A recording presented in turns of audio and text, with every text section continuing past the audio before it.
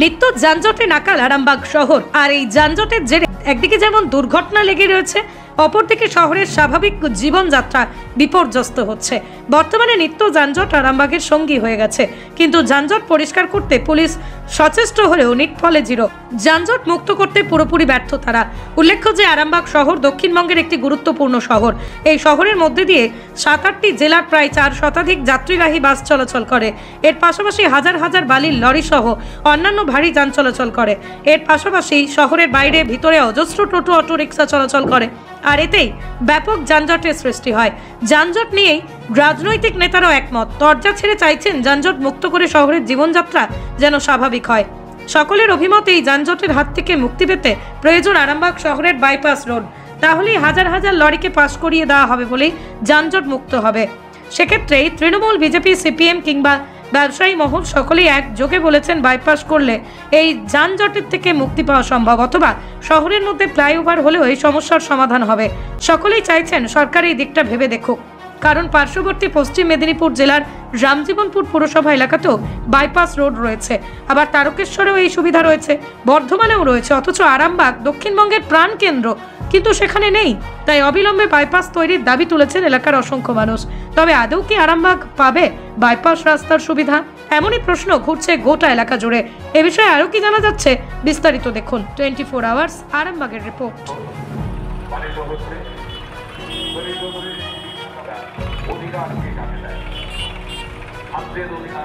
শিক্ষার অধিকার, স্বাস্থ্যের অধিকার, এগুলো আমাদের জন্মগত অধিকার। আসলে আরামবাগের আশেপাশে কোনো শহর নাই, যার জন্য সমস্ত গ্রামের মানুষ যারা লেখাপড়া করতে চায় এবং স্বাস্থ্য, আরামবাগে মেডিকেল কলেজ হওয়ার জন্য, স্বাস্থ্যের জন্য তারা সব আরামবাগে চলে আসছে। এর ফলে আরামবাগ প্রচণ্ড ঘনবসতি হয়ে গেছে। সেক্ষেত্রে আরামবাগের এখন যে রাস্তাটা, যে লিং রোডের রাস্তা দিয়ে যায়, এই একটি মাত্র রাস্তার উপর প্রচুর চাপ। বিশেষ করে দ্বারকেশ্বর নদের বালি তোলার জন্য লরির প্রচুর চাপ, আর আরামবাগ শহর থেকে দূরে যে বাসগুলো যায় তার জন্যও প্রচুর চাপ। আর লিং রোডটা মূলত অফিস পাড়া হয়ে গেছে, যার ফলে সাধারণ মানুষ এখানে আসে, সব ব্যাঙ্কগুলো এখানেতে, তাদেরকে আসতেই হয়।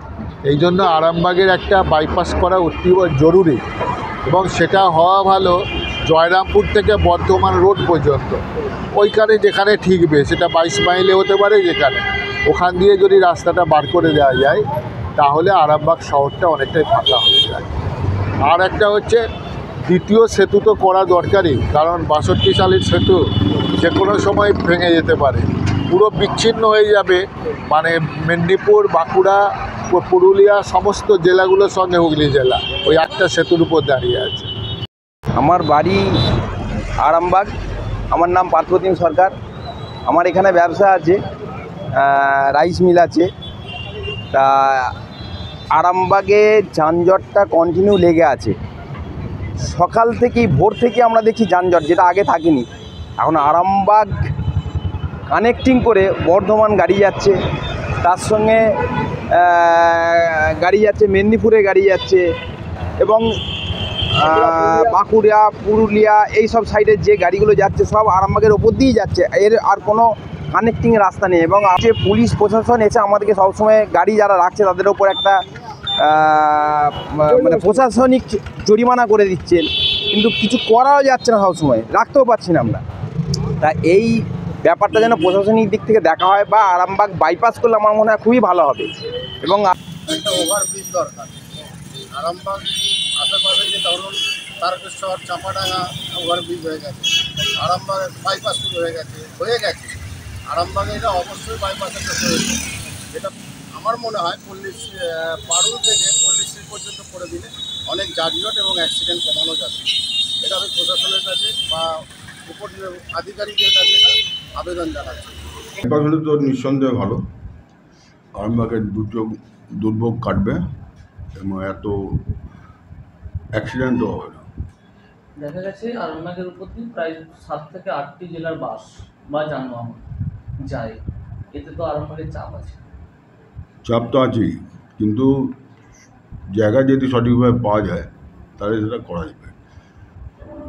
এই বাইপাসের ফলে কতটা উপকার হবে আরামবাগের? নো ডাউট উপকার হবে, কেন এত গাড়ি ঘোড়ার চাপ থাকবে না, যানবাহনের চাপটা কমে যাবে, মানুষ সঠিকভাবে আসতে পারবে। দেখুন, বাইপাসটাও দরকার এবং যানজটটাও দরকার, দুটোই দরকার। কারণ কনজেস্টেড এরিয়া না হলে সমাজে ভারসাম্য নষ্ট হয়ে যায়। আপনারা হয়তো অবগত আছেন, বর্ধমান সদরে যখন যানজট ছিল তখন ওখানকার যারা ব্যবসাদার তারা খুব ভালো ছিল। এখন বাইপাস হয়ে যাওয়ার পর বর্ধমান সদর কানা হয়ে গেছে এবং সেখানে দিন দানে পান্তা ফোরানোর বর্তমান পরিস্থিতি হয়ে গেছে। তো টোটো চালক থেকে শুরু করে গাড়ি চালক কোনো রকম কোনো ভারসাম্য নেই। আমাদের দুটোই দরকার এবং দুটো একটা নিয়ম কানুন মেনে দরকার। আমরা চাই যানজটে থাকুক, মানুষের দৈনন্দিন জীবনে পেটো চলুক, কারণ আমরা চাই অনলি ফর লরি ট্রাক জাতীয় সেইটার ক্ষেত্রে বাইপাস হোক। বাকি সর্বোচ্চ জিনিসটা যেন আরামবাগ টাউনের মধ্যেই থাকে। আর একটা যেটা ফ্লাইওভার কথা, ফ্লাইওভারের বিষয়টা হচ্ছে, দেখুন ফ্লাইওভারটা দরকার আছে, কিন্তু এই সরকারে ফ্লাইওভার চলবে না, কারণ এই সরকারে ফ্লাইওভার ভেঙে যাবে। সন্তানের পরে মন বসছে না, প্রচুর পরিশ্রম করেও আপনি আশানুরূপ পারিশ্রমিক পাচ্ছেন না, যার ফলে আর্থিক সংকট আপনার জীবনে দুঃখ এবং চাপের ছায়া ফেলেছে। এইসব দ্বিধাদ্বন্দ্ব এবং জীবনের কঠিন মুহূর্তে আপনাকে সঠিক পথে পরিচালিত করবেন আন্তর্জাতিক খ্যাতিসম্পন্ন স্বর্ণপদক ও স্বর্ণ মুকুটপ্রাপ্ত ডক্টর অজয় শাস্ত্রী। তিনি শুধু আপনাকে পথই দেখাবেন না, আপনার জীবনে সত্যিকারের সুখ, শান্তি, ঐশ্বর্য, অর্থ যেন সঠিক সময় আপনার কাছে পৌঁছে দেয় সেই দায়িত্বও নেবেন। অর্থাৎ ধাবমান। তাই আর দেরি নয়, স্ক্রিনে দেওয়া নাম্বারে এখনই ফোন করে ডক্টর অজয় শাস্ত্রীর সাথে যোগাযোগ করুন। কে জানেন, হয়তো একটিমাত্র ফোনই আপনার জীবনকে বদলে দিতে পারে।